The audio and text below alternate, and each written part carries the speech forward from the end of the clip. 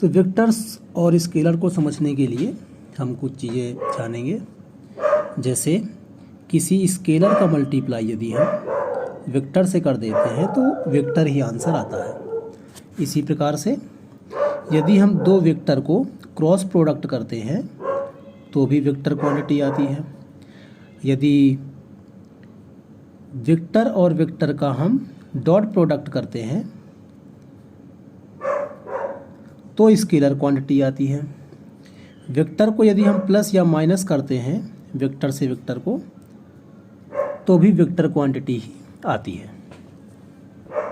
तो इन बातों को ध्यान रखते हुए एक और स्केलर को यदि हम प्लस माइनस करते हैं तो स्केलर क्वांटिटी आती है। इन्हीं का ध्यान रखते हुए हम इनके आंसर्स देंगे। तो पहले बात करेंगे हम फोर्स की। तो फोर्स का फार्मूला है m इंटू ए, जिसमें m स्केलर है, a वेक्टर है। तो इस वाले से आपका इसका जो आंसर है वो वेक्टर में ही आएगा। सेकंड है एंगुलर मोमेंटम, जिसको हम अधिकतर J से रिप्रेजेंट करते हैं। इसका फार्मूला है r क्रॉस p, और r और p दोनों ही वेक्टर हैं।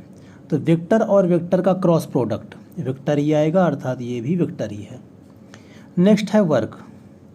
वर्क का फार्मूला आपने देखा होगा F इंटू डी, जिसमें इंटू क्या है डॉट प्रोडक्ट, और डॉट प्रोडक्ट होने के कारण इसका जो आंसर है वो स्केलर में आएगा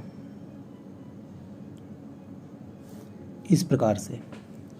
तो हमें इसमें स्केलर ही सर्च करने थे, तो एक स्केलर हमें मिल गया वर्क। वर्क एक स्केलर क्वांटिटी है। और देखते हैं कौन कौन से हैं। तो अगला है करंट। करंट को हम I से रिप्रेजेंट करते हैं। तो करंट के लिए आप कह सकते हैं कि जो हमारा ट्रायंगल रूल होता है,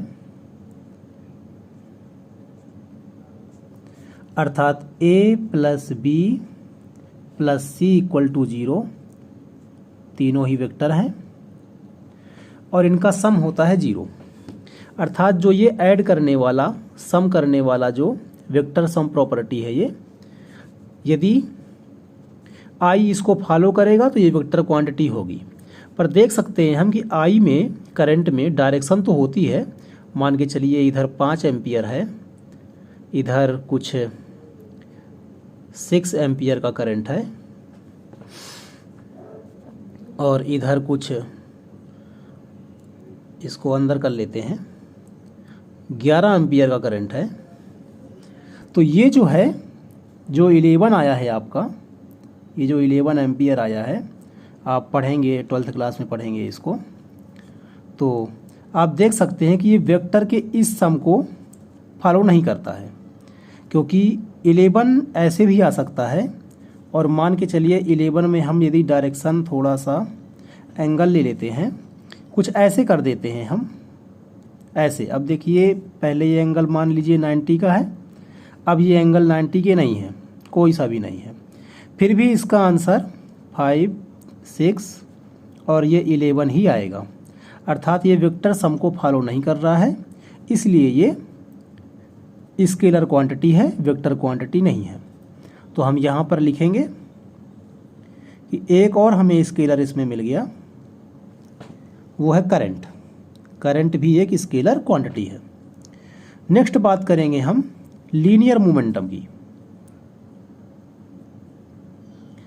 लीनियर मोमेंटम, तो लीनियर मोमेंटम का फार्मूला आपने देखा है P इक्वल टू mv, जिसमें m स्केलर है, v वेलोसिटी है अर्थात वेक्टर है, और इस फार्मूले से ये क्या कहलाएगा वेक्टर क्वांटिटी कहलाएगी। तो ये भी वेक्टर ही है।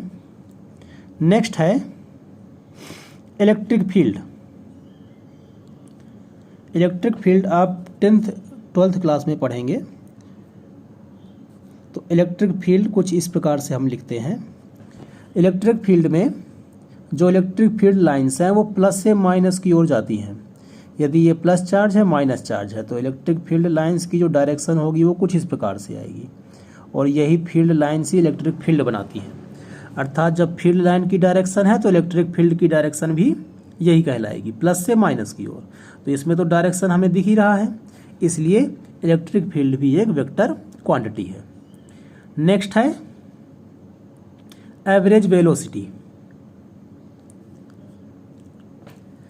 तो वी एवरेज वेलोसिटी ये हो जाता है del x upon del t. ये फार्मूला आपने पढ़ा होगा, अर्थात x2 माइनस x1 अपॉन जो भी टाइम है, टाइम को हम t मान लेते हैं।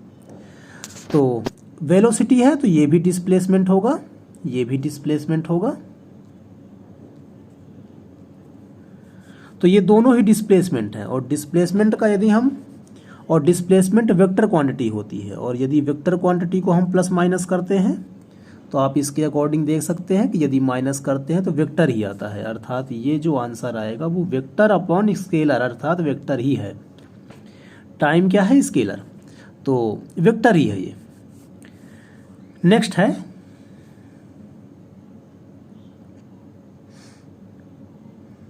Magnetic movement.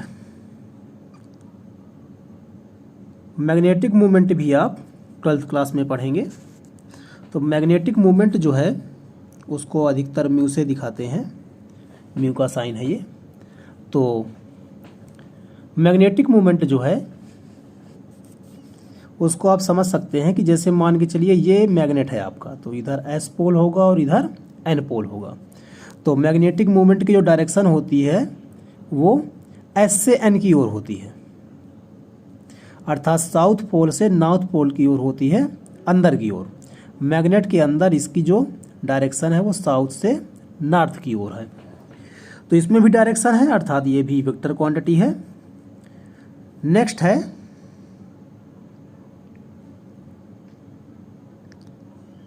Relative velocity.